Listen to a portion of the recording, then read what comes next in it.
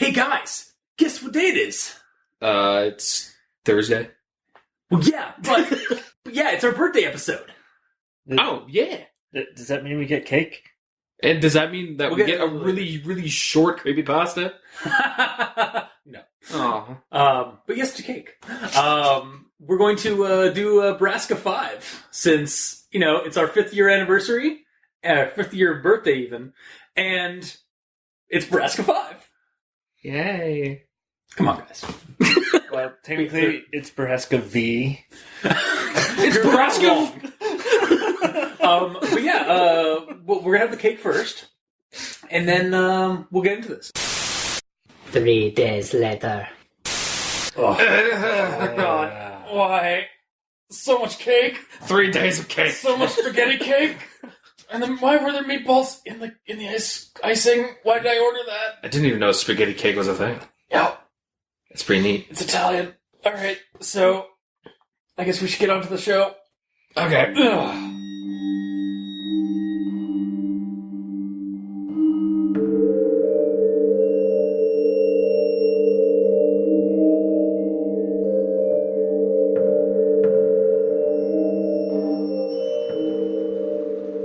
Oh, hello, and welcome to Dente Rigamortis. I'm Review Cultist. I'm Mikey. The E stands for evil. And I'm the gamer in yellow. And we're here to discuss those internet stories, most creepy and most pasta, and be critically silly doing it. Tonight we have Borrasca 5. Otherwise known as Borrasca. Yes. So yeah, it's our 5th year anniversary, or 5th year birthday, whichever one you want to use like as a term. Happy birthday! Yeah, happy birthday, guys! We survived 5 years of doing Al Dente Rigamortis and did How? not kill each other. Yet. Yes. Don't worry, those curses I placed on you are supposed to trigger any time now. What? It's fine. So Gamers at home anyways. are you the faker in yellow? No, you don't know that. What are you talking about? So yeah, we decided that since it's our 5th year anniversary, and Borrasca has a 5th part that was added on after all the kind of hullabaloo of the original 4 parts, that we should cover it on our 5th year anniversary. As with the previous segments of Borrasca, this is by the Dalek Emperor on Reddit No Sleep, but it's actually who is actually C.K. Walker, and this story isn't actually on Reddit No Sleep. It's on their main website, ckwalker.com. That's CK with a dash walker.com. And Should have done that like an infomercial. That's ck-walker.com. Go there now. I don't have to anymore. You did it for me. There you go. So yeah, I guess we'll do the rundown. We're only covering because this story is essentially all of the previous Borrascas rolled into one in terms of page count. Is it actually page count? It's like 81 or 80 something pages, and I think all of the other ones collected were about 80 pages. Sweet. We are going to cut this up into 4 separate episodes. So we're going to be tackling 1 through 5 today, and then for the next 3 weeks after that, we will be covering 6 to 10, 11 to 15, and then 16 to 20. Mm-hmm. So, just so you know what you're in for the month of July. So, without further ado, we'll go into the rundown of Borrasca 5, chapters 1 through 5. So, we cut back about 9 years after the events of Borrasca 4.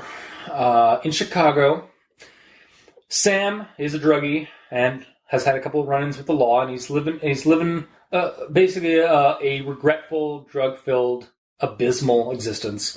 When drug as in like straight up heroin. Yeah, not heroin. Just, he started with weed, but then weed was the kind of a gateway drug to harder stuff because he wanted to just forget his past. He tried smoking an entire marijuana, and it wasn't died. enough. He almost died, but it also wasn't enough. So he had to go more. Mm-hmm. Mm-hmm. So he has this roommate who's kind of a bro, but only they're tight bros, because of the experiences they've shared together as like being in like having to deal with like their kind of criminally pasts.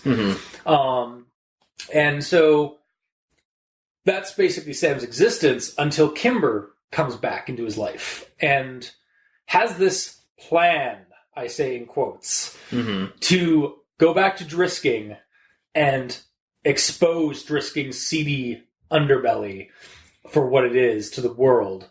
Because they've tried, and even though they've tried it in the past, they've called it the FBI and they've contacted other people, and they just don't fucking care.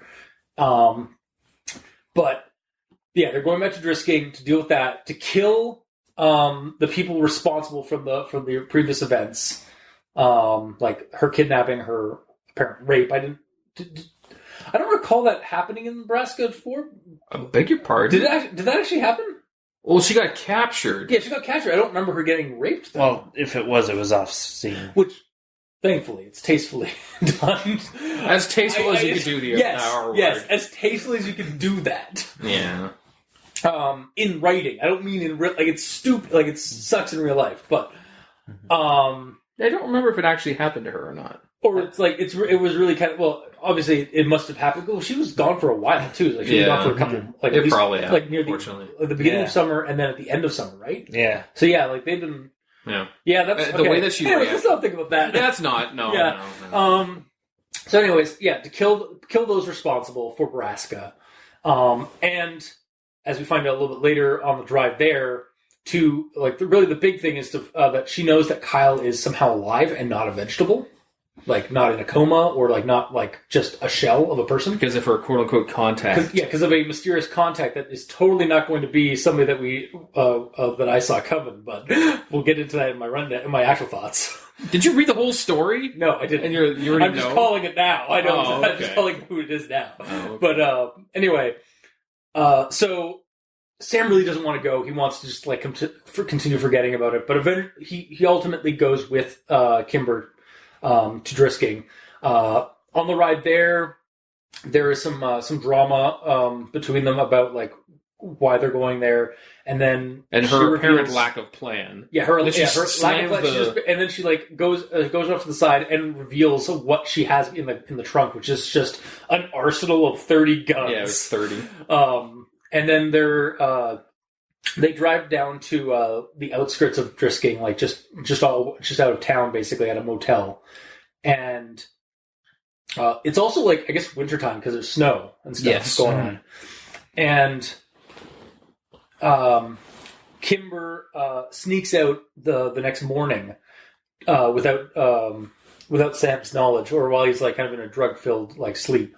Yeah, because they talked about she was going to go to see her contact the next day, and Sam wanted to go with her, didn't trust like the contact at all. Yeah, and she was saying no, but we'll talk about it in the morning. And then she just left. Yeah, and then he gets after like 30 calls or something like that. They get a call from her, and she's on her way back in. And apparently, like the town is like the plows haven't been in at all. Mm-hmm. So like there's been like tons of snow dumped on the town, but like the town is really slow and really dead. So they go in, and like she reveals that now's a good time for them to go into town itself because all the police are off, and presumably in Borrasca. Something's going down. So they go to town to the historical society where they met Catherine from the previous stories. Yes. However, Catherine's no longer there, and in fact, Catherine's missing for about 9 years, as is explained by the creepy new guy that's there. That is a friend to the Clearys and a couple of other people in town. And they kind of like realize that they've like, they've done fucked up a little bit. So they try to get out of there.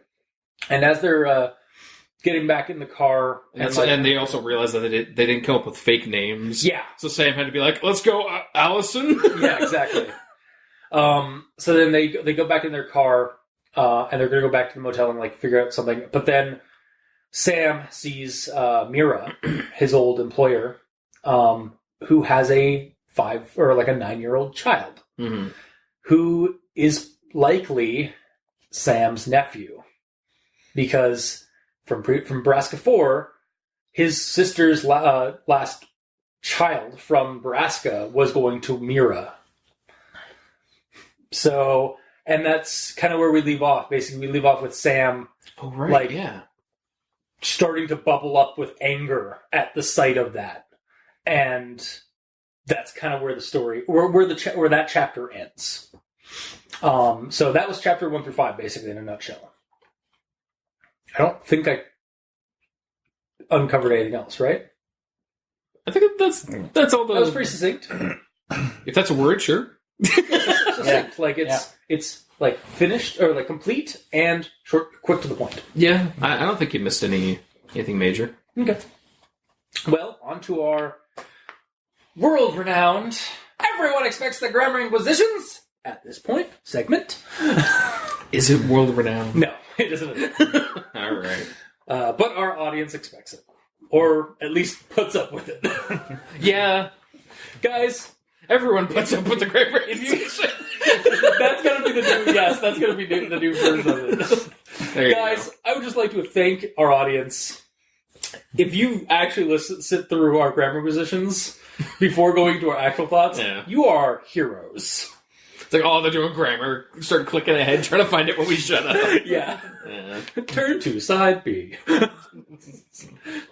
Anyway, so on to grammar positions. So starting with chapter 1. Mm-hmm. I don't want to see... that was quick.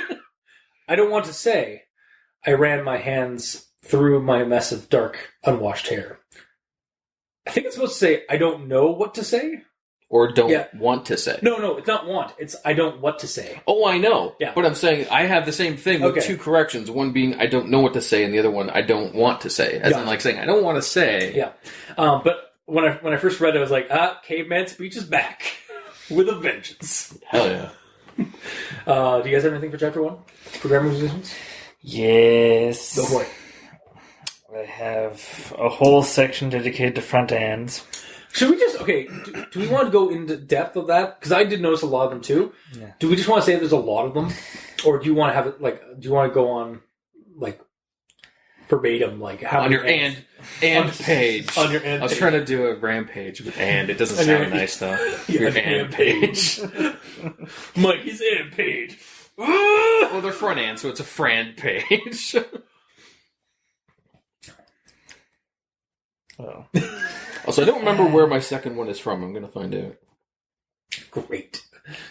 Well, the thing is, if we say that, there's a lot of ands, then done. There's my grammar positions. Is that really? Yeah, that's what we do. I mean, I'm just saying, I assume there's how many do you have? Kill some time. I need to find something. 2, 3, 4, 5, 6 in chapter 1 alone.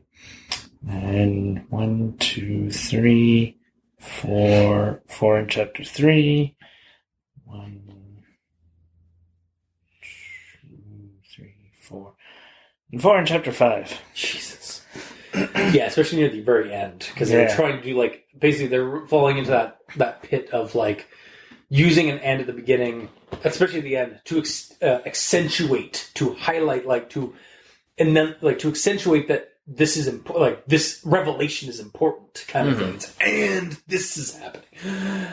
Yeah, I feel not to take away your steam, Mike, But I'm gonna. but I feel you just saying how many were in each chapter there, 5, 4, 5 again, or something like that. There's a number of them, and I mean, the outcome's going to be the same. They shouldn't be there. Yeah. Generally. Oh, we could turn it into an and story. Done. All right. And now, Mikey presents a front-end story of Borrasca. How long had I been asleep? And when had I realized that I wasn't anymore? Seth had flushed them down the toilet, and I would never let her touch my private stash. Do I know any redheads? I couldn't place one for the life of me. And then Seth opened the door and revealed Kimber DeStaro, standing on the other side. She was still very short, but her hair was longer halfway down her back, it looked like, And she was, of course, almost 10 years older than the last time I had seen her. Since Kimber had actually spoken to me, I could probably confirm that this wasn't a nightmare. She was really here. And if she was real, that meant that it was all real too. Kimber continued to stare at me, waiting for more, and she cracked me just that easily. Thank you, Foley guy. The Foley in yellow. Hell yeah. Alright, and then that was all for chapter 1. She shows up and punches him in the face. Chapter 3. Why did I feel a malicious black cloud looming over me like some sort of comic strip character? And then it all came back crashing like waves over my head. Holy shit! Kimber was here, and she wanted something. I had never been happier than when I was with Kimber and Kyle, and one of them had actually come back from the void of the past. I understood her hatred of Cleary, but if we were going to murder people, I wanted Jimmy Prescott dead as well. And when the time came, and if I was certain he was culpable, my father too. That was chapter 3. Gee, just a quick thing. The way you're reading it, it sounds like there should be a comma, not a period, between right before the end. Yeah. Especially when like the previous sentence isn't really that long. And it just kind of also the previous sentence is giving it a lot of context. It is, but at the same time, like it's just like it is kind of insinuating like either that sentence needs to be longer and just like incorporate the next sentence with a comma or even like a semicolon, or don't have and at the beginning of your sentence. Like there's other words. Yeah. Like a couple of those, I was like, you need something. You don't need just and. I feel like suddenly might work for something like suddenly Kimber was here. With a punch in the face, Kimber was here. Yeah. And then there's chapter 5. I needed to go back to the motel and bury myself in smack. And this time I didn't even want to wake up again. And then suddenly, just as Kimber sat down into the driver's seat, I did recognize someone. It was Mira Grady, and she was holding a little boy's hand. And as I stared, I realized who the little boy was. And then I saw nothing but red. Yeah, that last part, that's the one that I really caught. Like, I wasn't really, like, I didn't really catch many of the other ones or really bother with it or, like, worry about them. Yeah. But those last ones, I was like, man, that's a lot of, like, just additions to the previous statement. Like, just, there's gotta be a better way to do it. And I didn't even touch the front ends in dialogue. Well, you don't. I don't. You don't, because that's dialogue. There's so many. I know, but that's how people It's just talk. the way they talk. But that's how people talk. It's how the characters talk. Anyway. Yeah. All right, so that's basically your primary positions. Well, I have Do you have a few two more? front sews. One in chapter 1 and one in All right, well, chapter 4. what's the front sew for chapter 1? I couldn't let her leave, not when I'd just gotten her back. So why was I being such a dick? I mean, I kind of feel like that can stay there because sew's not a bad front, like kind of like word for that. Because it's like, because he's trying to like, so why was I being such a dick? Like she was back, like. I kind of feel like it can stay there, or again that sentence can be added, just latched on to the previous sentence. Yeah. Like maybe even with the ... So why was I being such a dick? Yeah. Well, like it needs to be connected to something. Because if I walk into the room and I'm like, why am I being a dick? You'd be like, what are you talking about before that? It needs context. Yeah. But if you connect it to that context, then well, especially since the previous sentence does have context to it. It's just we're into a new sentence though. Mm-hmm. It'd be even weirder if it was like that was the first part of that was like at the end of a paragraph, and then the next paragraph was, so why was I being such a dick? Because that's even worse, like in terms of a cutoff. But For sure. yeah. And Gamer, do you have anything for chapter 1? Didn't you have another so? Oh yeah, It's for chapter 4. Yeah, we're. My next one's 5. Okay, really? Okay. Yeah. All right. Well, you guys are in for a little bit more longer then. Wait for this. So on to chapter 2. I watched the vodka drip down the wall where I'd hurled it. If I wasn't so terrified, I would have been embarrassed by my outburst, but I couldn't stop the shaking. So this is more of a pacing nitpick or chapter layout kind of thing, but it still kind of fits for like grammar work because it's like the structure of the writing and stuff. Structure, for sure. I feel like this chapter should have started with some time passing between it and the previous chapter. Like the words, the quote I just referenced is literally the beginning of chapter 2, and chapter 1 ended with him like freaking out. It's like, fuck, I'm going back to Drisking, and then he throws it. Yeah, and then and then it's like the next chapter is like seconds later. Well, it's because it's leaving it at a cliffhanger. I get it, but like it makes no sense because it's not like a part 1, part 2 kind of thing. Like part 2 should be like the next day. Yeah, I almost thought chapter 2 should have like ended like maybe they're like it should be a new set or like either a new time frame or a new location. Like maybe they're going down the stairs to a car to go, or they're already on the drive to Drisking. And that's when the next chapter goes on. Like that seems like it's like if you envision it like a play, and it's going on, and then you pull the curtains, and then you can open the curtains again with nothing changing. Yeah, exactly. Nothing's changed. They're just like they're back. They're still like he's still at the kitchen. There's still like that, like the glass and stuff on the ground from the smash and stuff like that. And then we just continue on to the next immediate scene. It just like makes no sense to have that be a chapter or a break. Personally, I'd make it when they wake up. Yeah, exactly. Yeah. And then my next one here. It's just again like this is like actually maybe a few sentences or a paragraph or so after that first paragraph that at chapter 2. Sam, I won't let anything happen to you. I gave her a ludicrous look. Like you could have added the first paragraph, like of smashing the bottle, or like the aftermath of the smashing of the bottle, from into chapter 1 from chapter 2. And then make chapter 2 start from this line here. Yes, it's the same scene, but there is a proper contrast of transition. That said, this chapter could have started without the aftermath of the glass hitting the wall entirely, and just started, like I said, with the car and explaining like what the plan is and stuff like that for more effect. I felt. Mm-hmm. You were going to say something. His eyes turned plaid. What? A ludicrous stare. Or ludicrous speed? No.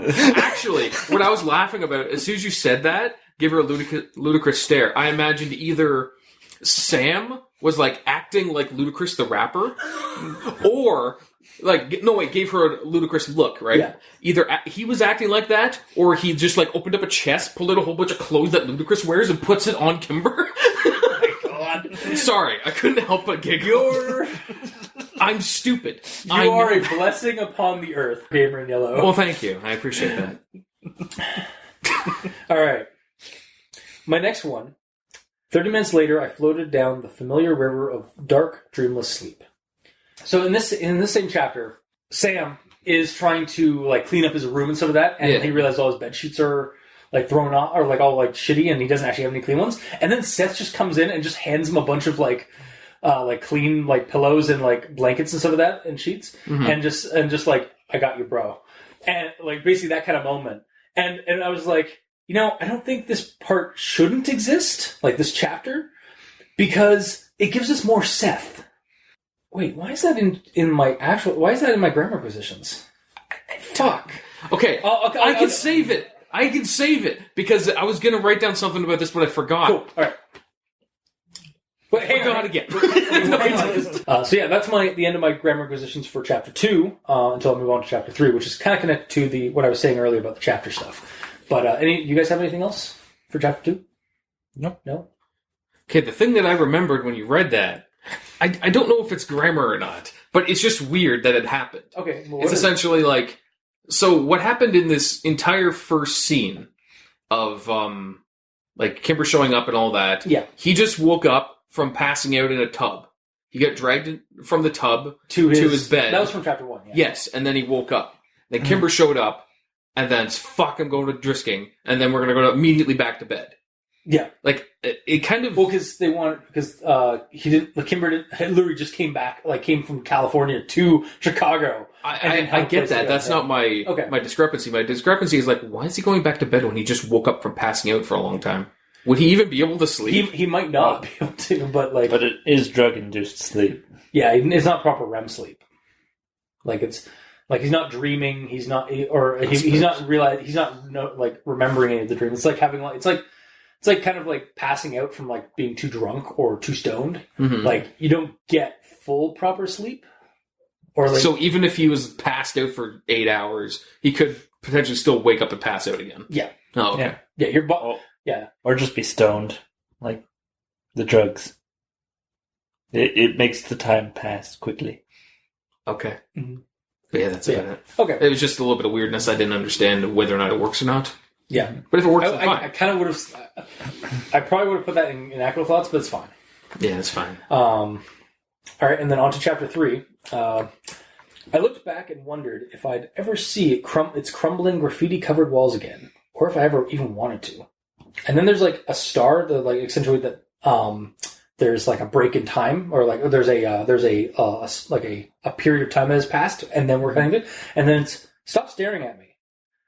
And it's Kimber, like they're in the car driving, they're already on their way to Drisking, and that previous quote was of him like looking back at his home in Chicago, wondering if he'd ever see it again. And then we cut to like maybe a couple of hours have passed, and they're on the road to Drisking. Mm-hmm. And my comment to that is, see, here would be a good chapter break. Where that star is would be a great chapter break. So like I feel like almost like the chapters here, like they're almost like just placed in. I feel like C.K. Walker was trying to make it an even chapter, like 20 chapters. Yeah, it's like broken by character count. Yeah, kind of like that. sometimes. Well, sometimes because some of them are really short. Some of the chapters are really short. But yeah, like this part here where like where they put a star to like accentuate that some time has passed. That's a perfect spot for a chapter break. But if we don't get that, and then like and yeah, it's just like, well, chapter 2 or 3. We're in chapter 3 now. I was going to say, I'm going through 2 and I see a star. Well, to be fair, some authors with chapters do change scenes with stars even in the same chapter. Or so with what a break. is this, chapter 3.5? Well, although usually it's to change the scene to other characters, which it does, which would be happening at the same time. Oh, type yeah, thing, like not like I get you, like not like specifically the same characters, like just like a little farther down the line, but like different characters entirely in the same, like somewhere else in the world. Basically. Yeah, kind of, I get that. Like that would make more sense. Like, yeah, it just feels like the first 3 chapters are kind of like, I don't really agree with how they were like broken up. Mm-hmm. And like arranged. In your opinion? Yeah, in my opinion, of course. It's weird. It's like we share different opinions on the show for the last 5 years. Pretty much, yeah. And so yeah, that's just my thing about like the chapters for last 3. But going into an actual act, like not just like a layout inquisition, but a proper grammar inquisition here. Back to our roots. You know what I mean? You look like you've done well from yourself the last 10 years. So it's actually supposed to be, I think, you look like you've done well for yourself the last couple of years. Or from the look of yourself? Yeah, that would work too. Yeah, either way, something's missing. It has to be, to be altered though, or fixed. Or he's from himself because he hasn't been himself since... He's talking to Kimber. Oh. Alright. Then, yeah. Never mind. All right. Valid effort, sir. And on to the next one. Okay, well, close the truck before somebody driving by sees your fucking arsenal. I think you mean trunk. Not Does truck. it say truck? Yeah. Oh, I read it as trunk. Yeah, I almost read it as truck, and then I was like, wait, that says truck. Are they in an SUV? No, she said car. Yeah. It was described as a car, I believe. A sedan, maybe. And then my last one is kind of a transitionary sequence between chapter 3 and chapter 4. Okay. And the sheriff. I didn't want to think about it. I had buried the assumption about my father's guilt years ago, under enough black tar heroin to kill a horse. I guess it was time to remember. And then we go on to chapter 4. We spent the rest of the drive avoiding the topic of drisking.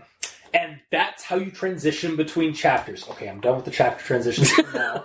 For now. Because chapter 5 and chapter 4 weren't too bad with them, with like switching them over. Mm-hmm. But yeah, just really the first three. Yeah, right? just the first three just had like really clunky chapter transitions. Mm-hmm. And this one was done really well. Mm-hmm. And it was like a good example of what you should have done for the previous ones. Personal opinion. Of course. And then on to chapter 4. Kimber, there's no way am I letting you meet with some random drisking fuckwit by yourself. I believe you mean there's no way I am letting you meet with some random drisking fuckwit. What is it, am I? Yeah, there's no way am I. There's no way am I that going to let you. Yeah. Like I'm going to let you. Yeah. It's kind of caveman-y a little bit, again. He is also... Yeah, it's also dialogue, isn't it? It is dialogue. And he's coked out of his mind. He's not choked out of his mind yet. All right. Not at this point. He's kind of like in that in-between sobriety. Yeah. And then we move on to chapter 5, unless you guys have something for chapter 4. One thing, chapter 4. Okay. I followed Kimber inside and was relieved to see that there were 2 beds and 3 locks on the door.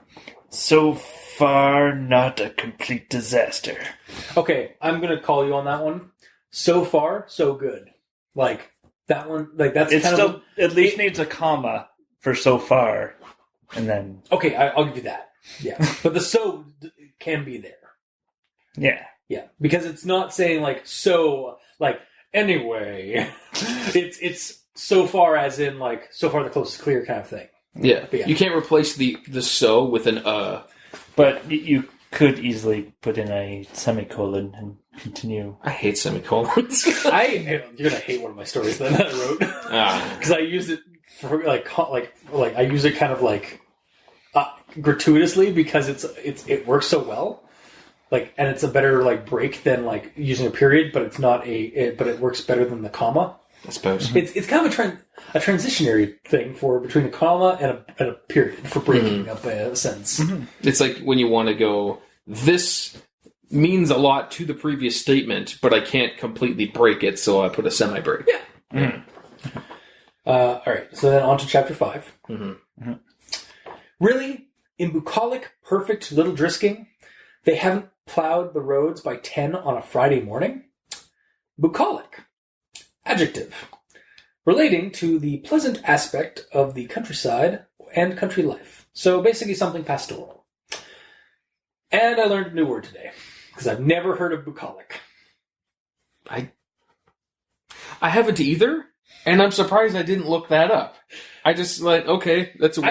I almost went past it. Yeah, I did for some reason. You know what? No, I'm going to add that as a note because that's a new word, and that's sometimes what grammar inquisitions are about. Yeah, learning new words. I like learning new words. I'm surprised I missed that. Mm-hmm. I feel bad now. But yeah, I've like never I knew pastoral, but I've never heard of bucolic, and I'm sure that may not even be the way you say it. It might be like busolic. It might be bacholic, depending on how you pronounce English. You say tomato, I say tomato. Yeah. And then moving on to my last one for chapter 5. And I'm reasonably sure that, unlike your contact, she's innocent of any knowledge of Borrasca. I believe Sam you want. I'm reasonably sure. Yes. Yeah. No, he's being reasonable. Except I am reasonably sure you are wrong. I'm sorry, sir. Yeah. And then that is my chapter 5 grammar acquisitions. Do you guys have anything else for chapter 5? I'm done. Wow. All right, I got one. To be fair, he did cover a lot of front ends. Yeah. Right, we did do like. I'm not giving him shit. Oh, you're like, oh, well then. Because I was expecting him to say something. Oh, okay, I guess it's my turn. That's all that was. All right, fine. Not everything I say is meant to... So what you're saying I should have done a transition and be like, and it's Gabrielle's turn. No, because that's starting that's a the front statement end. with an end. Yeah, But it's dialogue, so... You just talked about dialogue, though. You guys having fun, audience? Because I'm not. Anyways. Are you fucking kidding me with this, Kimber? I'm reading the quote. I know. I'm already on edge. I can barely fucking breath. It's the way the character talks. He can barely breath, so he can barely say his words right. Yeah. It's true. Yeah. Because of the breath, you know. Like he was trying to say breathe. Yeah, But he clearly. ran out of his breath, Yep. and it came out as breath. Yeah. Makes perfect sense. Yeah. But Surprisingly it possible. should be brief. Yeah, it should be, obviously. probably, yeah. Yeah, probably. Okay. So that's the end of our grammar positions. Onward to the actual thoughts of our review or discussion. So, starting with chapter 1 from the top again, and starting with this this quote. Do I know any redheads? I couldn't place one for the life of me. And then Seth opened the door to reveal Kimber DeStaro standing on the other side. I suddenly felt like a bucket of ice water had been dumped on my soul. This is starting out with just a tinge of noir, like genre. Like this kind of down and out, like druggy, who's trying to hide from his past, and his past comes back with a dame through the door. Just kind of felt very like detective story, kind of like druggy, or like noir crime story kind of thing. Mm-hmm. And then the next one, quote. I had to make a concentrated effort to stay on my feet while my knees tried to buckle underneath me. Damn it, D&D! I read that as I had to make a concentration check to stay on my feet. Awesome. Just like fuck. That's sweet. Like yeah, I double taped on that one. It was like what? No, that's supposed to say something else. Oh, was he a gamer? No. Oh shit. And then the next one. I have a contact. You know, someone on the inside. The inside of what? Drisking? Borrasca? The sheriff's office? They know stuff, okay? And they're willing to help us. That's all we need to know. Calling it now, the contact is going to betray them. Like, just as a speculation, Yeah. I feel like, yeah, this is a trap.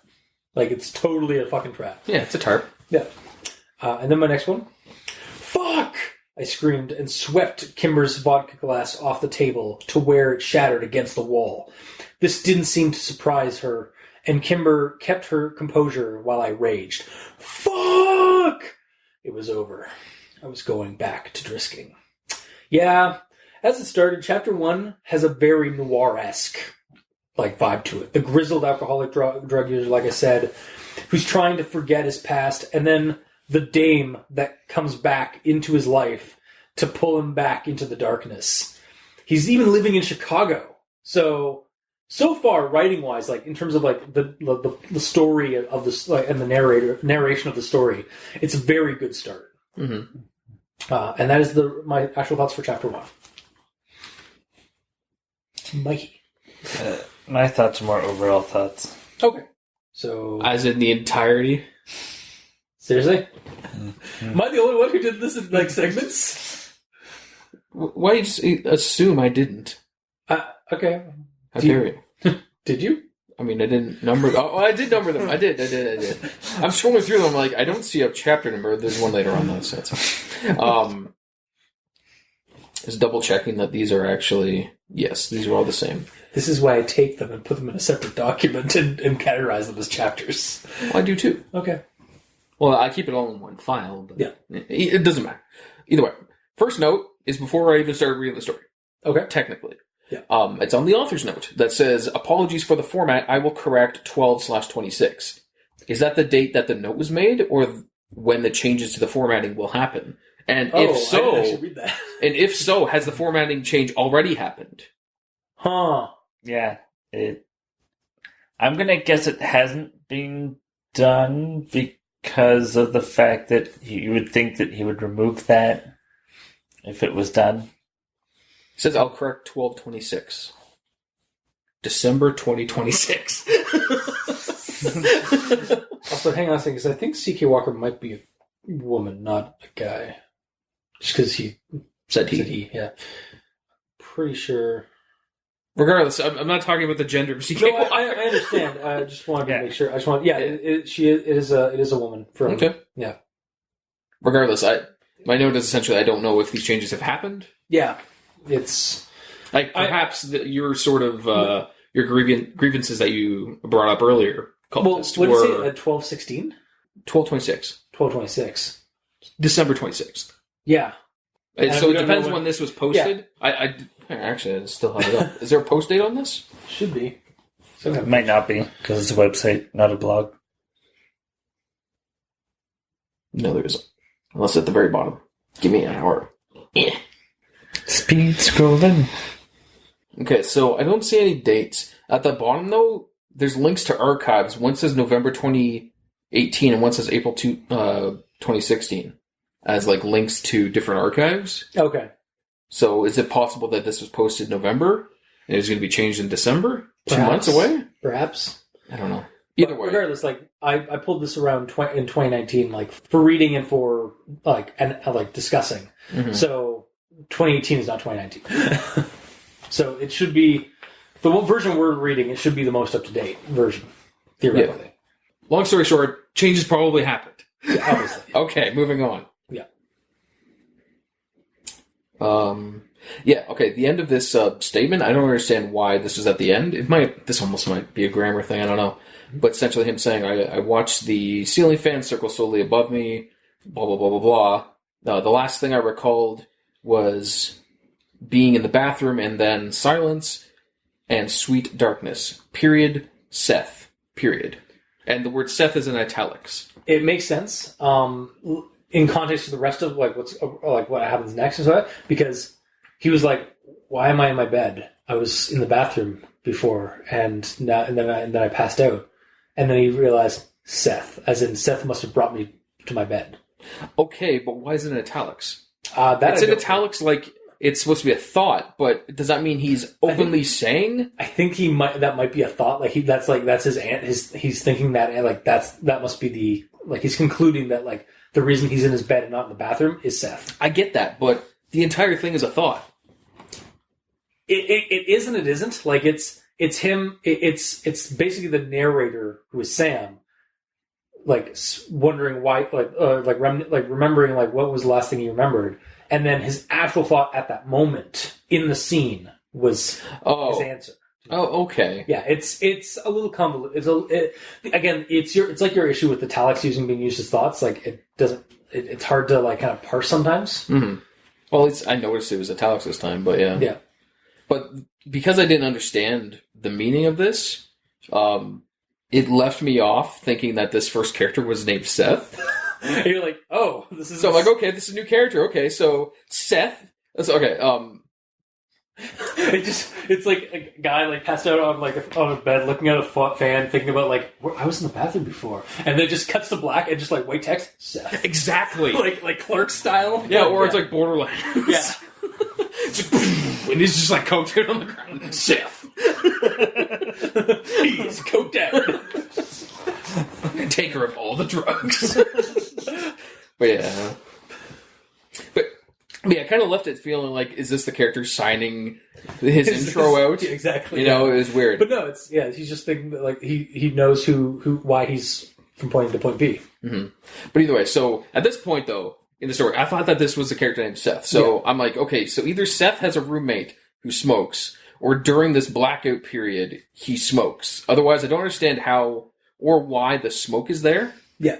Because cigarette smoke won't stay there for years on its own. Because it says specifically, I should have read the whole thing. I watched the ceiling fan circle slowly above me, doing nothing to dissipate the clouds of cigarette smoke that have drifted above my room for years. Noir as fuck. Just permanent. It's very noirish. Like it's style over substance kind of thing. It's actually a smoke stain that looks like smoke. Yeah, and like that actually does happen in houses and stuff. It says smoke though. I know, but Yeah, but a smoke stain is technically still smoke. my guess is it's like supposed to like it's going for that again, that kind of gritty noirish style of kind of like writing rather than like actually like actual like reality kind of thing. I guess. It's going more for the cinematic and less for the factual, which is I think going to be a trend in the story in the story. But yeah, if quote unquote Seth woke up and like a lit cigarette fell out of his mouth because when he passes out he smokes as well, then I get it. That's why there's smoke there. Yeah. But yeah, maybe just put stain after if that's what that is meant to be. Or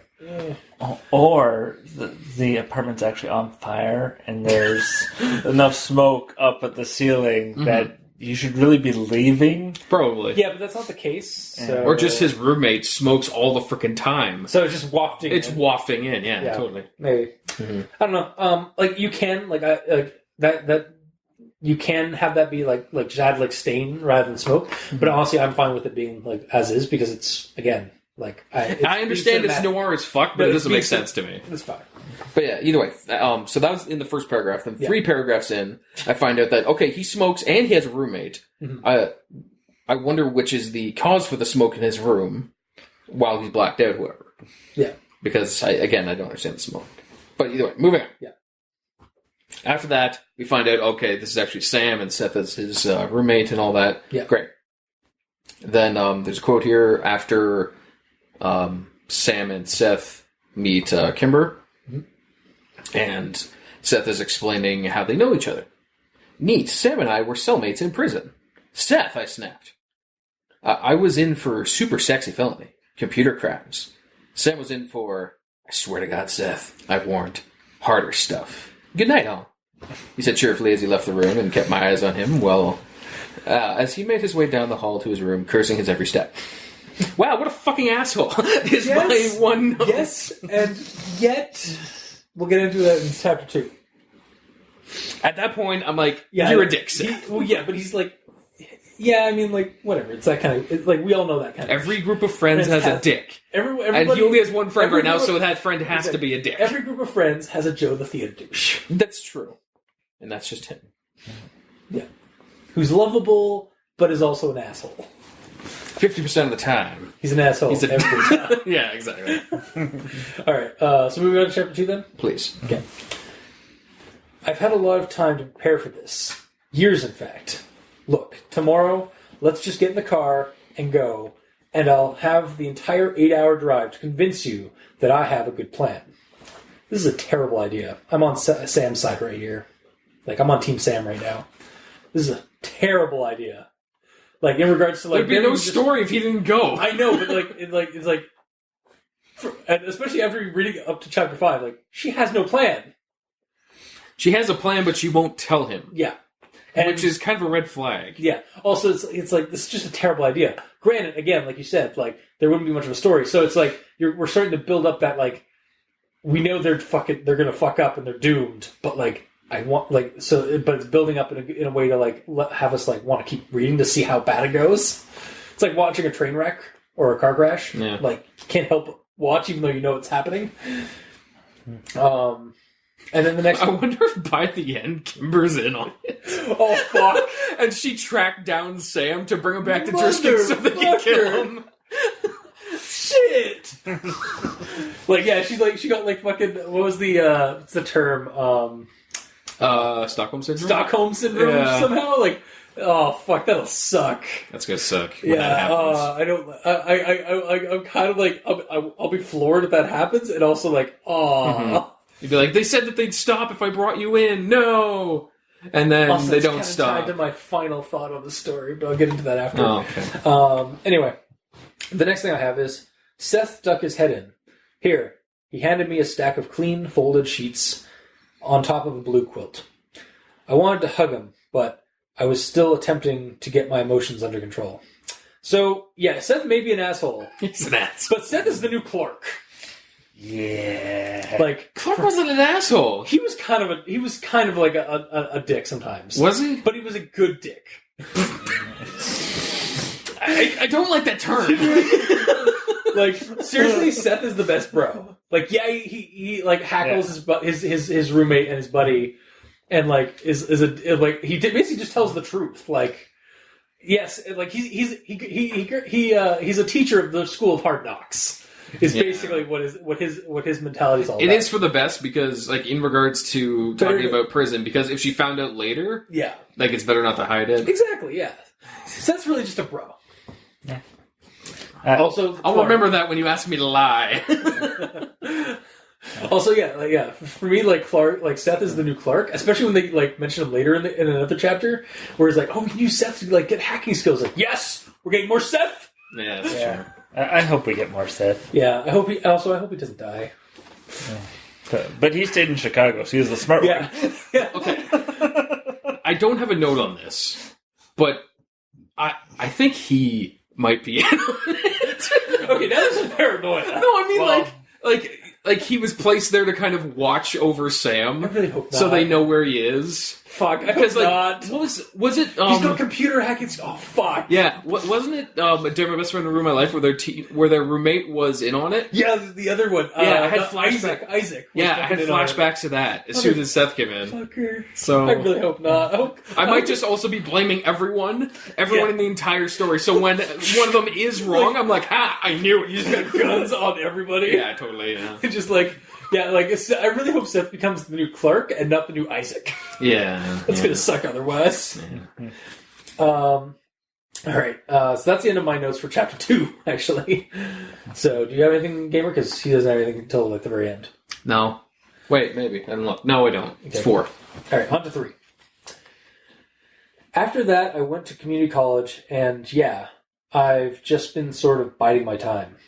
Are you sure you want to just throw all that away to expose your rapist? Kimber winced at my words, and I immediately regretted them. No, him I want dead. And throw all what away. And throw all what away? I've been planning this for an entire decade. Yeah, that was a pretty dumb thing to say, Sam.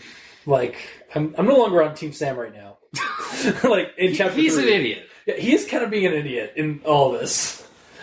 He has had all the drugs. Yes. Not true. at this point, but just in general. Yeah. So he's probably at least a little bit perma-fried. A little bit. And then the next one. So what's your plan? Well, first we're going to rent a room just outside of town. Remember that one motel off exit 113? Prince Ridge Inn or something? Outside of town. I like it. And then I'm going to meet with my contacts sometime tomorrow. Right. And then we just go from there. Yep.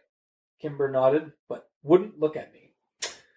Took the words right out of my mouth, Sam. She's also Once driving. Again.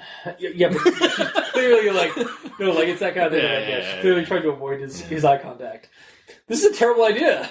Like, Admiral Akbar is literally in the back seat with your bags, just spouting his infamous line over and over throughout this chapter. Yeah. One thing I don't understand is why is Sam necessary in this plan?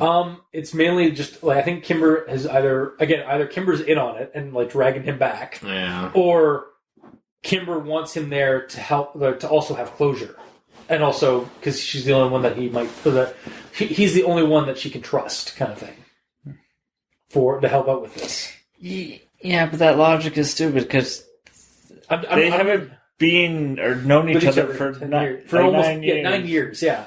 And he's He's a little fucked up. Yeah, he's a little fucked up. Yeah, I'm like I said, this is a terrible plan. Like, this story is basically a spiral into doom. Like, and it's moving quick. Yeah, what's weird is, like, the plan is, like, they made this 9 years ago when they were kids. But they're really fully grown now. They should be thinking more. Yeah, you're right. Or it just seems bad because Kimber won't freaking tell him anything. Exactly, yeah. Even though they're apparently on the same side. I think the reason why she's not why she's concealing the identity of the I'm just gonna say fucking now. The contact is his dad. Maybe. Because the other person I was thinking it was going to be the contact is gone. I was originally thinking it was going to be Catherine. But she's definitely not been around for 9 years, so she dead. I was wondering if it was one of the bullies from school. Like, they grew up to be a cop. They weren't even really bullies. They were like just stoners. They were originally bullies, and then they became friends and stoners. Yeah. Maybe, because one of them's conspiracy theorists, so maybe, yeah. It could be that one guy from the... Actually, I have an entire list of every single character in this. Do you want to go with that right now, or do we want to continue? I don't have a note on this. Oh, okay. I'm just saying, I'll find out that kid's name. He's just saying he has a list. So that you got all the names. That way he can put a finger at all the people who it could be. Every single So you person. just have like this giant like cork board with all the names and like strings to like Borrasca and like contact. You know it. Nice. All right. I know what the title card's going to be for this episode. Just going to be it's going to be like that scene from Always Sunny in Philadelphia where like Gamer Yell is just going to have like a cigarette in one hand and like just like staring like pointing to like a huge like conspiracy board. Yeah. like from that show. With every single character. Yeah. All right. But yeah, Phil Saunders or Mike Sutton. Yeah, that's. I referred for my description on them. One of them I called Chong, and one of them I called Cheech, because he was the louder one. Yeah. All right, on to the next one then. I rubbed my head until the throbbing stopped, and then followed her to the back where she was standing over the open trunk. Inside were dozens of guns, at least 30 of them. There were rifles, handguns, a shotgun, and boxes upon boxes of ammo. Are you planning to storm the Alamo? Does this look like Kyle is all I'm after? I'm actually a little scared of you right now. Okay. This gave me a good chuckle for the story. Like, the tension of the conversation that was going on, like, just previously in the car.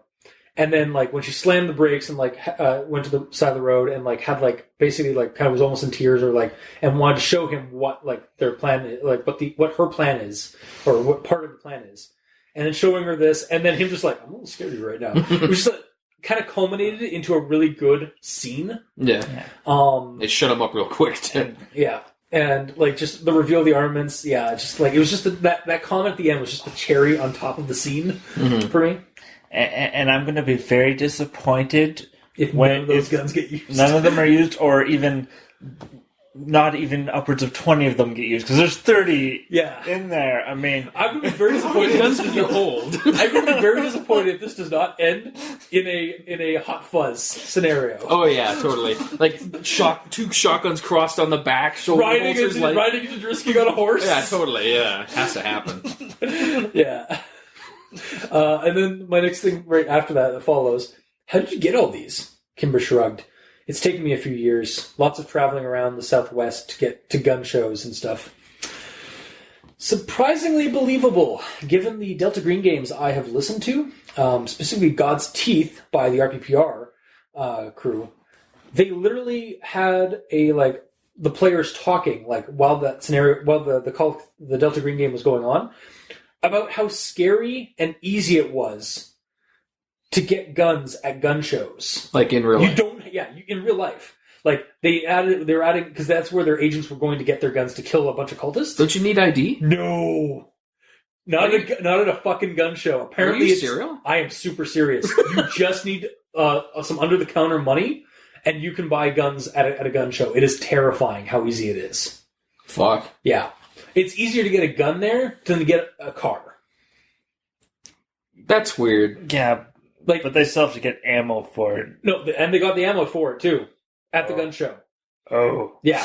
It is scary how, gun-ho, but in the Southwest and the American and the States are when it comes to gun shows. It is terrifying. As a Canadian, it is, listening to that podcast and hearing them talk about, how they could do this in real life and how scary that is. Yeah. And they're from, Missouri. So, actually, ironically, from the same state as Borrasca. They are from the Ozarks as well. Yeah, it's scary how easy it is to get that shit. Yeah. I mean, they're not, from the sounds of it at least, they're not illegal weapons, because they're not, fully automatic shit, but still. 30 guns. Yeah, 30 guns. Yeah. And again, she did it over a couple of years, so she's been basically hopping from gun show to gun show, basically. Wow. Amassing this collection. So, again, it's surprisingly, I was like, Yeah, that's kind of believable, actually, based on, like, if you think about it, about America's fascination with guns. One thing I want to know is if she has a plan for a reason to need 30 guns for two people to use. I think it's really just, like, I'd rather have them and not need them than need them and not have them. I guess, but, like, fuck. Like, better to go into an entire town that's probably against you, guns blazing, or like with like enough ammo to kill every man, woman, and child.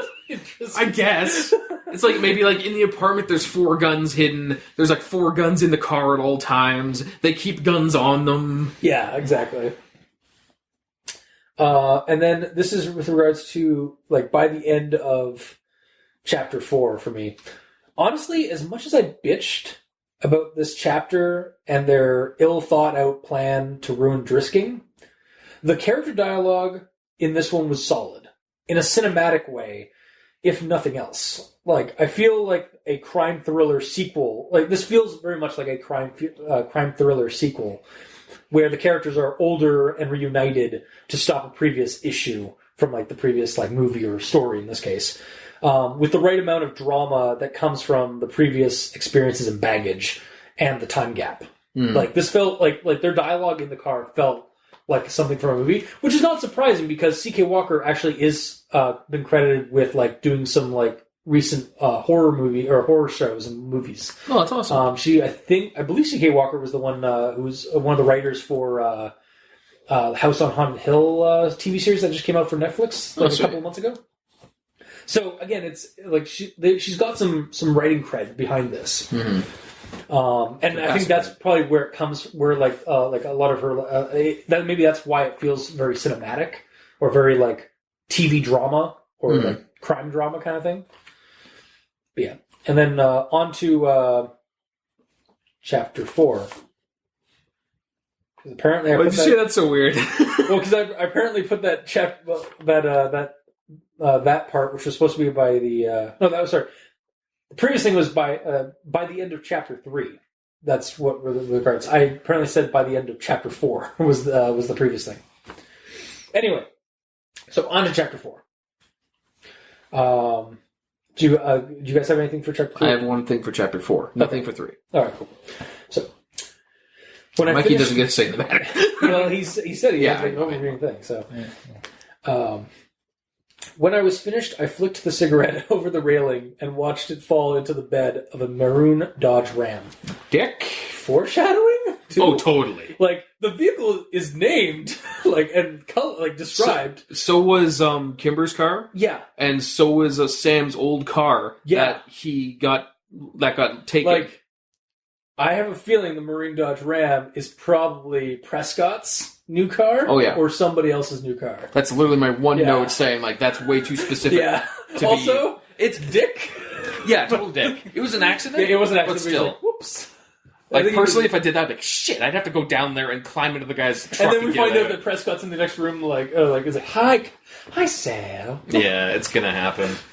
Yeah, but my real problem with that is the fact that they said the color. Yeah. Because they did not say the color of Kimber's car or his old car that got taken. Specifically put maroon Dodge. It's like, dude, that is some blatant foreshadowing. Because in the either that or it's a fucking red herring or a maroon herring. You're a funny guy. Not really, but thanks. In the previous Borrascas, there was another truck that was specifically called Prescott's. Yeah, I don't remember the color of it, but either way, that was the only one that had a specific color. Fuck, was that also a Dodge Ram? I don't think it was red. I want to say green. It was a truck though. Yeah. Fuck. Was it a Dodge Ram though? I don't think anything had like brand. There was no brand deal in Nebraska 134. Because like that would have been like, oh fuck, Prescott just got a color change. Well, it's been 10 years. He can get a new car. That's true. Yeah. Literally any car in this entire town could be his. I'm just paranoid now. Yeah, welcome to me. That's why I have this big cork board with everyone's picture on it. Yeah. Well, their names, because none of them have pictures, unless you've associated like actors that you would like put as as these characters. Sure, why not? All right, cool.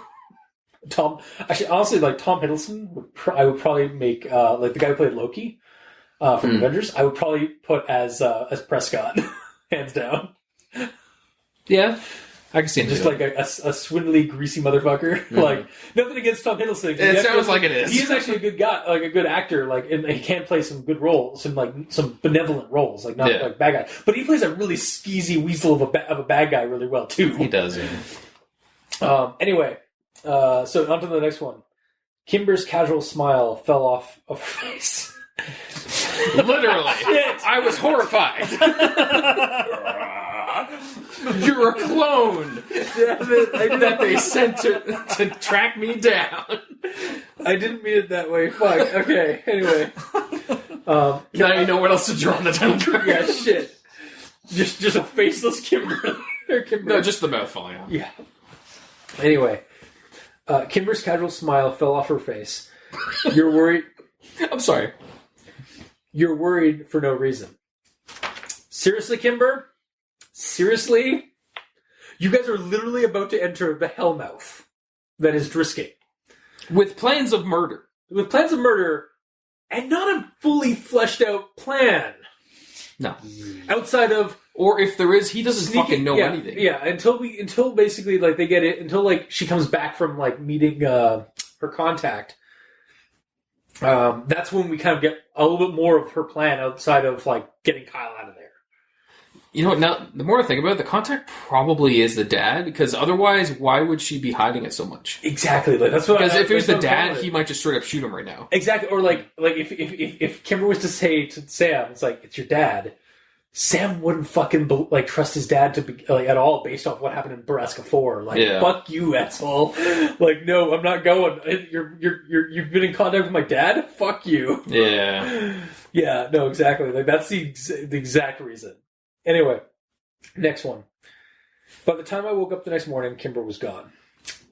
And then this was basically just, like, kind of adding on. It's like, we just said, like basically me speculating who the contacts were. Which I really don't have to say, because it was really just, it's either going to be Sam's dad or Catherine, and then my update was, well, it sure ain't Catherine anymore. So yeah, that's the end of my my notes for chapter 4. You took mine. Yeah, sorry, man. That's fine. Like, it just shows how, like, obvious that was. Like, even you figured it out. Like, what's that supposed to mean? What the fuck is that supposed to mean? I'm kidding, man. I'm kidding. Who's the dick now? God, why was I such a dick today? Jeez. Seth. Alright, so nobody says anything for chapter 4? No. On to chapter 5. Maybe Seth can help. Your roommate? How? She asked. He's got, like, and then it, like, goes on, like, oh, he's a hacker. You can, like, get sent out to some places and stuff like that. And I was like, yes! Seth is back in the game! Also, I hope he's not the villain. Yeah, he might be. God damn. And then my last quoted commented thing here. Oh, Miss Scanlon? He said, not taking his eyes off from her. You haven't heard, then? My stomach retched. We haven't, Kimber said, pulling her jacket around her more tightly. Sad news, or sad business, truly. Disappeared, 9 years ago, 10. Aww, I really liked that character. Yeah. Like, she was literally the most innocent character in Borrasca 1 through 4. Yeah. Like, next to these kids.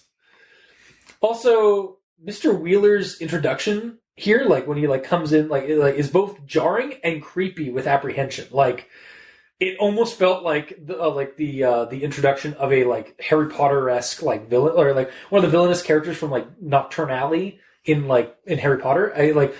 Or, like, one of those characters that are just, like, they just ooze. Like, there's he's a bad guy, but he's trying to play it off as, like, he's just a regular dude. Yeah. Like, I just really got a vibe of, like, this is, this guy's, like, hiding something. He's a swindler, and he's been planted here for some reason. Mm-hmm. Like, got a really, like, skeevy vibe from him from, like, the get-go. So, but it did make for a very nice twist a fate when they, like, get there thinking they're going to meet Catherine again, and then this guy's in her job. And it's like, fuck. Yeah. But, like, in a good way. So, yeah, that's my actual thoughts for chapter 5. Until we go into final thoughts, which I have, like, paragraphs of. Jeez. So, yeah, Mikey, what do you got for chapter 5? I'm just gonna say that Don Wheeler is just a new guy on the job, and he's just a normal guy, and he's portrayed as being evil because he's not Catherine. Yes. You honestly could be right there. Like, it just seemed like I was maybe because I've been applying a lot of cinematic moods and tones to this story so far, but it just felt like that kind of like character to be revealed, and like again with the sudden like switch of like, oh, it's not Catherine, it's this guy. Like, I instantly see him in a negative light, but I don't know. So is that literally your only comment for Chapter 5, or do you have anything more to say? Yeah, it's a for sure that. Really? Okay. All right, Gamer, you're up. It was neat. All right, so on the final thoughts. All right. I mean, I didn't write anything down because nothing jumped out at me, but like, Nothing. You guys have to like look at things that, like, if you guys like something, kind of comment on what you liked about it too. It's not all, it doesn't all have to be negative, guys. We're going to our sixth year now. Yeah, that's true. That being said, I didn't write down anything specific that I liked, just because like it went fine, I guess. All right.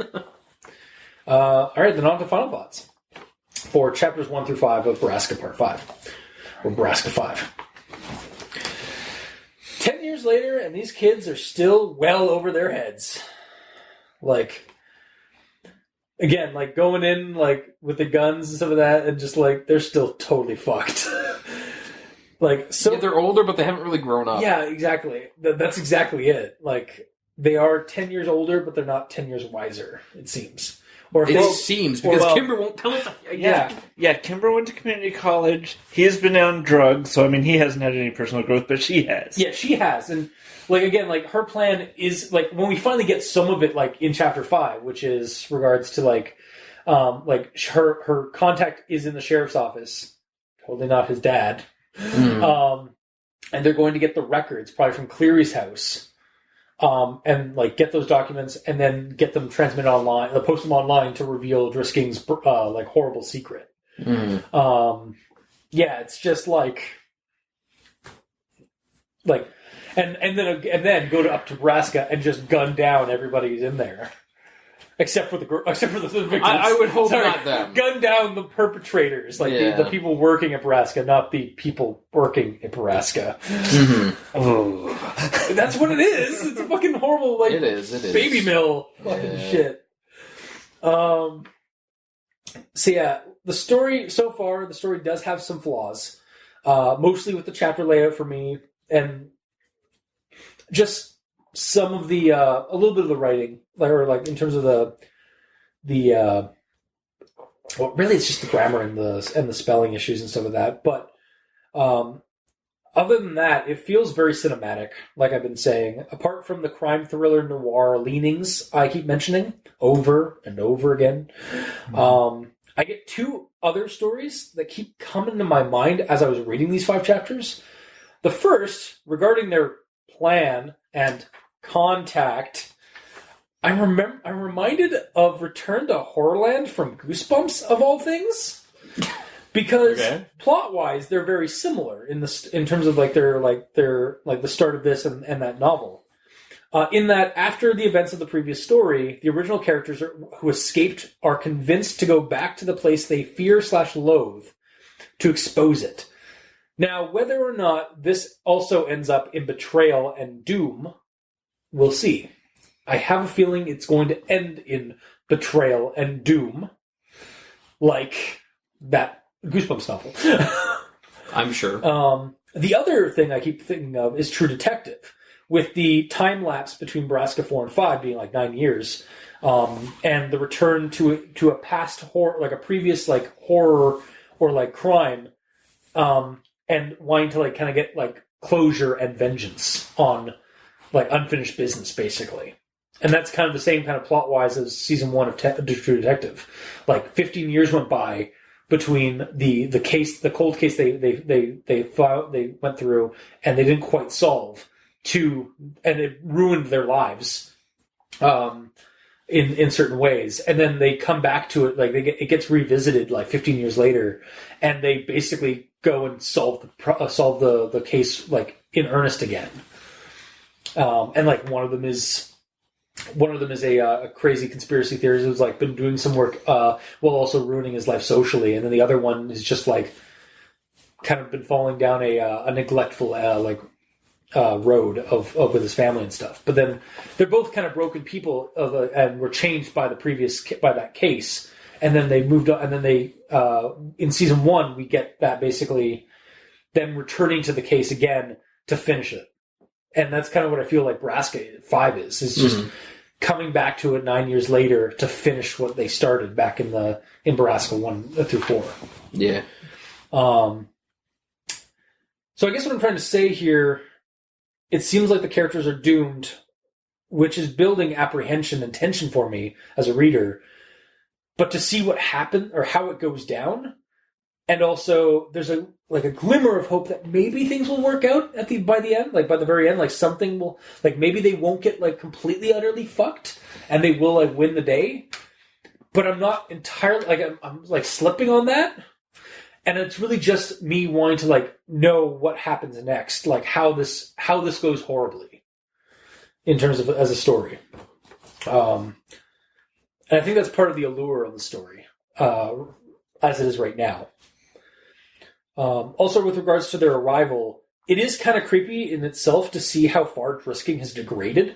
Like, closed up shops, a rundown town, like, they don't even have, like, a snowplow out to, like, clear roads for the, like, when a snowstorm comes through, or, like, they don't even have, like, any, like, the town Christmas tree up. Like, it basically is, like, it's like people are just living in this town and not thriving in this town anymore.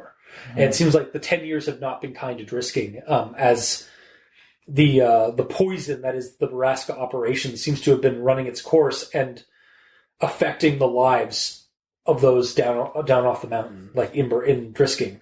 Like the very seedy and disgusting business is beginning to show on this otherwise pastoral Ozarks burb.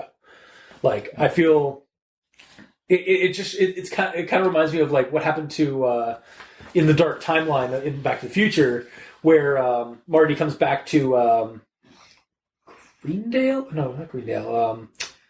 His hometown after like and Biff taken over, and it's become a hellscape basically. Yeah. It feels like that, like with Borrasca kind of running the show, and Prescott kind of running the show again, like proper now.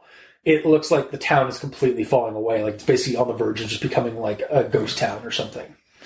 Well, what it boils down to is no management. Yeah, and that's basically what happened was because the original manager, or Prescott Senior, when he retired, like, and he had like tons of regrets about what they were doing, or at least deep-seated ones, based off of like what is his mental state from at the home when they went there. But Prescott has kind of just dove headfirst into the like the creepy, skeevy bullshit, and he's just not as good a guy, like a cover guy, basically, for what's going on. It seems. Yeah. So far, the story has me wanting to see what happens next, especially now that our main protagonist Sam has seen Mira and his nephew and is seeing red, and like, oh shit, is that going to start? Are we just going to like go into the next chapter with like confrontation, and pulling out a gun? Yeah, or are they going to? Is he going to calm down and not? Is he going to be stopped from confronting Mira and blowing their cover already more than it was? We'll have to see. But yeah, honestly, so far I'm liking what we have, even though I can tell already that everybody's doomed, pretty much. But I want to see how doomed they are. I think that's kind of the appeal of the story so far. So, yeah. I was scrolling back trying to find something, and I found a quote that just kind of made me giggle. Sure, it's something that Kimber said. I'm serious, Sam. God damn it. If you take the comment I know. I'm serious, Sam. Yeah. Sorry, continue. I'm a gamer in yellow. Yes, welcome to the show. Thanks. So we have Sam and Serious Sam. Yes, of course. Clearly. He's there to help. Yeah. So, Mikey, what's your final thoughts on this thing?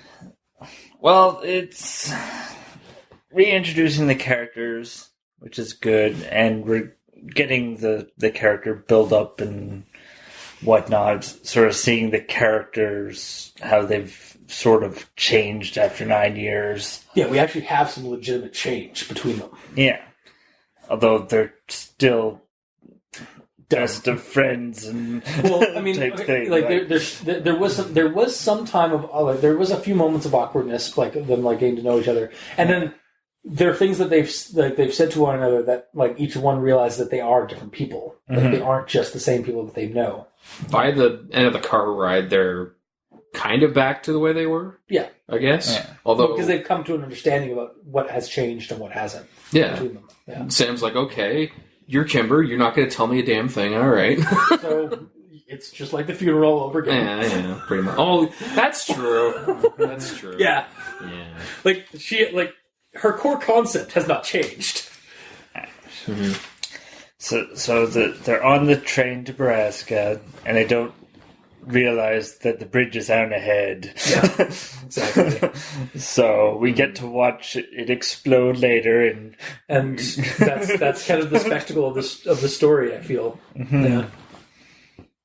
Yes. So there's nothing really big that happens, other than we find out there's a lot of guns, and they make it back to Drisking. yeah, it's basically the setup. We're getting a lot of setup for their downfall. Yeah. Mm-hmm. Mm-hmm. All right. Mm-hmm. Gamer? Yeah, just a lot like what you guys said. It's a lot set up. It read quite well. Like, I surprisingly read through all 5 parts really quickly. Yeah. Same. I didn't really have to stumble over everything. Maybe the layout of the first few paragraphs could be changed, because I do agree with you. That didn't pop out to me originally, but when you brought it up, yeah. Yeah. But it all read smoothly. Most of the things made sense. Although she does keep fucking lying. Well, yeah. Again, I'm starting to kind of go on your side about like she's in on it, or like, but I don't think that's going to be the case. But the paranoia is leaking in. Yeah. Because it's very much like a crime thriller or like a horror mystery kind of thing. It's like, who do you trust kind of thing.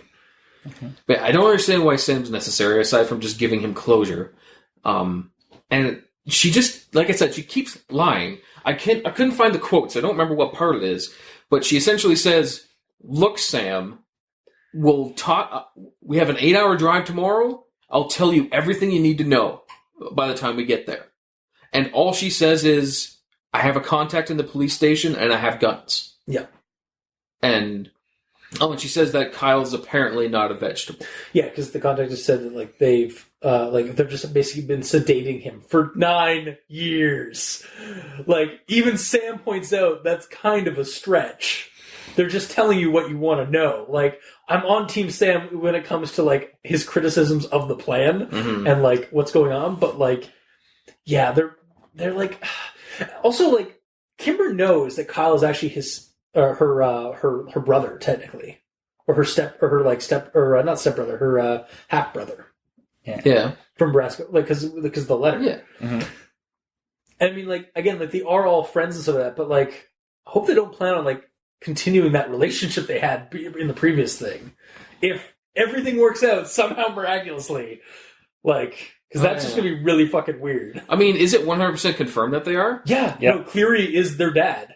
Is both their dad. Okay. Yeah. Then yeah, that's weird. Anyways, yeah, I really wish she would tell them what's going on. Yeah. It just makes the whole thing scary. It seems like, again, it's also, it's not very, like, you're right to, like, I wish I could know more. But that's what a lot of like crime thrillers and like mysteries do is they don't give you all the information until like they let it progress. I understand that, and as a reader, I understand that because so you can slowly drip feed the information to the reader. Problem being, Sam wants to know and is entitled to know and should know. I know, but it creates drama. It creates the misery that is in the story. And I know, but there's other ways to do it. It could be like you could do it off screen. Be like, I had a talk with Kimber, and she said a bunch of shit. It doesn't make sense, but I guess I'm with her. I agree with. I partially agree with you. at the same time, though, that would remove a lot of the drama. Like that's kind of it's a thing that writers use a lot to create drama is secrets and lies. Yeah, That's literally how the majority of soap operas and plot lines for TV shows and stuff work to keep the story going and plot going. If everybody knew everything about like a scenario, it would be like there wouldn't be a lot of story there. It would just be everything got done according to plan, and there wouldn't be any twists or any turns, and the audience would know exactly what's about to happen and how it was going to work. And what's the point in watching? Because the facts that we're told aren't necessarily truth.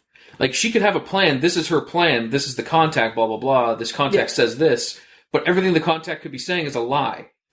And that's, if they want to go that route, but I think the writer, I'm just kind of speculating from a writer point of view for this.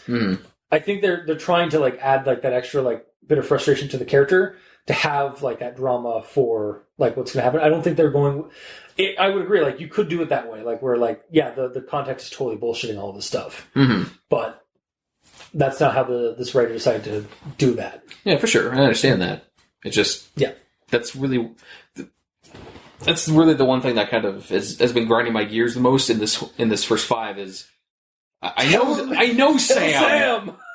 But like I hate being on his team because like he's knows nothing. Also, I don't understand. He's also an idiot, and I don't understand why he's there. Because so far, he has only made it more difficult for her to do her plan. Yeah, like I feel like again, like Kimber. Honestly, it could just be like, and this is kind of in favor of like giving the character a more human like flavor.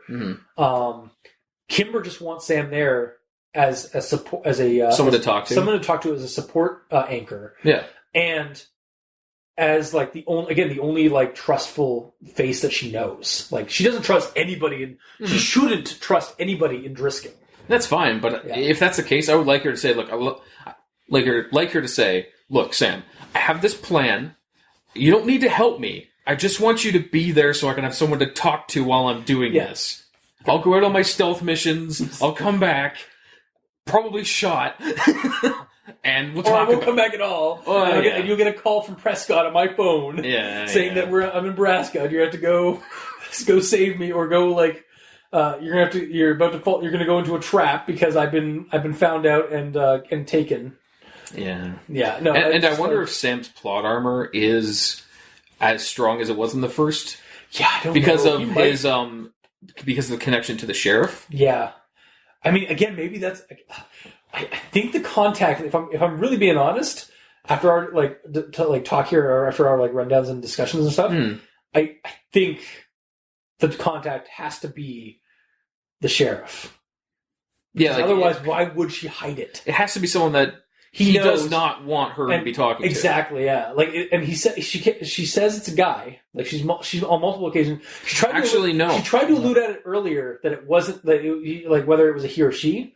But near the very end, like she says it's a he, or she mentions that the contact is a he. Because I know Sam went like, "How do you know if this guy's stuff is legit?" And she's like, "How do you know it's a guy?" Yeah, she says that in like chapter 2 or 3, I think. But later in chapter 5, I'm pretty sure she says he works at the sheriff's office or something like that. Okay. Well, regardless. Yeah. So, long story short, it was easy to read. Things pissed me off. I hope Sam starts learning things and starts doing things, because I hope Sam becomes like has a more necessary role to this, because otherwise you think that he's not necessary for this plan at all. The only thing he has done to quote unquote help was when they were talking to the stand-in at the office. Yeah, and he's like, "Allison, we gotta go." After she's like, "Where does Cleary live?" Just openly asks him. Yeah, I actually had that in my notes, but I like cut it because like all it was just me doing. Yeah. Way to go, Kimber. So that's the one thing he did good so far. So as long as he keeps doing good. Yeah, and he does have a connection. He does have a connection that they can upload the files to online, like to like the authorities and stuff too. Oh yeah, the undercover agent for Driskin. Right, that's true. We don't know about that. We don't know that yet. We don't know if that's the case. We don't not know that too. We don't know that that's not the case, and we don't know if that's the case. So, We don't know any knowns and we don't know any unknowns. Just like Sam, we know nothing. And it's going to be like that for about half the story. That's fine. But yeah, because it just builds up the tension. It's like I know. You don't need to explain it to me. Yeah, sorry. Yeah. Because, as I said, even though we don't know things, and I'm pissed that Sam doesn't know things, I read through it really quickly. Not because I was rushing and I didn't want to read it, because it just went smoothly and... You enjoyed it. Yeah. So far so good. I just hope Sam's useless. Yeah. Or, I hope he's not useless. Well, I hope he's useless. So, oh god, it would be funny if he just stumbles throughout this entire story, just like fucking up and fucking up and fucking up till the very end, and then he like goes to pull the trigger on like Cleary, click, forgets the gun. There's no ammo in the gun. Yeah, leaves the safety on. Yeah, I hope his drug obsession becomes a boon to him later on, where like. Because he's had so many drugs, like, they capture him, and they inject him with some drugs, and it's like, ha, you're drugged out now. You can't do anything. And he's like, bitch, I take more than that on a regular basis. I've been building up a tolerance. Exactly. That'd be hilarious. Okay. So I think the general consensus is it's a good start. Mm-hmm. It's very cinematic, very stylish. For the story, and yeah, it's got a good start, but they are fucked. They're so terribly fucked. They could win. There's that hope. There's that little glimmer of hope in the grime, like over that grimy, disgusting, caked on window. There is a sliver of light coming through. Mm-hmm. Yeah, but they're so fucked. It depends on how good Kimber's plan actually is. Yeah, because I don't know. Yeah. All right. So far, they're just relying on their contact for the entire plan, which does not seem good. Yeah. But we will find out next week in Borrasca 5, chapters 6 through 10, what happens next. So is that the subtitle for that section? Basically, yeah. What happens next? So if you like what you heard, or if you didn't, leave us a comment in the comment section below, whether this is posted, whether it be on QB6, Facebook, YouTube, or Tumblr. You can also leave us a suggestion you can also leave us emails at aldenterigamortis@gmail.com.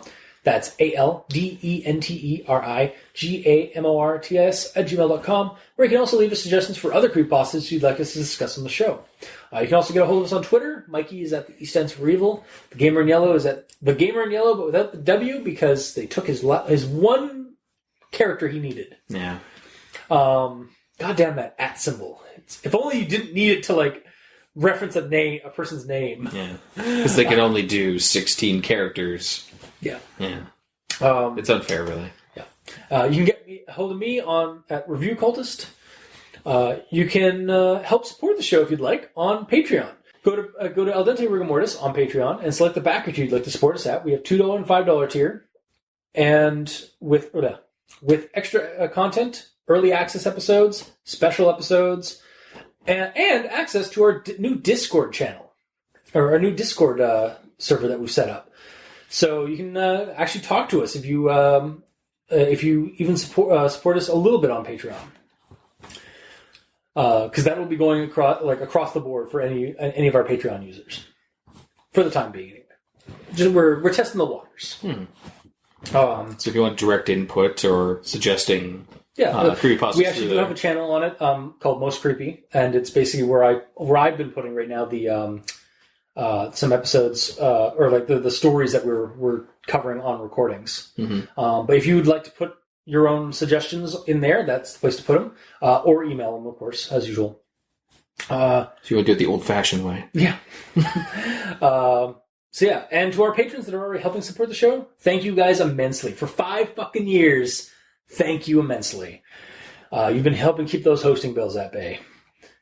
And to our listeners and the authors of these stories, thank you all the same. Because, seriously, without your listenership, we really wouldn't have much of a show. And without the authors writing these stories, we definitely wouldn't have a show, because we wouldn't have stories to read and enjoy and critique and discuss. So, thank you.